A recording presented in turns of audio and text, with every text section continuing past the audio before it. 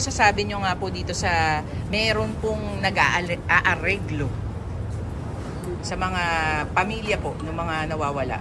Sana yung mga na-areglo na, huwag na kaming pigilan. Huwag na kaming pigilan na humanap kami ng hustisya. Dahil ito na ang pagkakataon natin na magkaroon ng hustisya at malaman kung sino talaga ang tunay na mastermind. Opo. Ano po ba ang nararamdaman ninyo na ito nga po may mga nahuli na na nag-aareglo, di umano? Papasalamat kami dahil ito na ang umpisa namin. Wala na rin kami masasabi kundi maghintay na lang kami sa magiging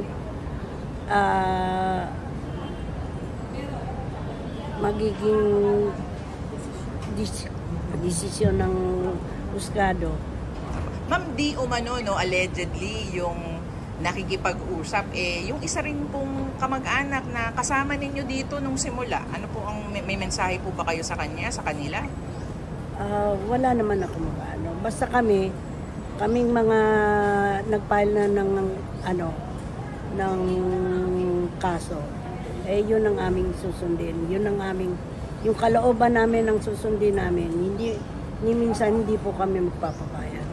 Justisya ang kailangan namin dito.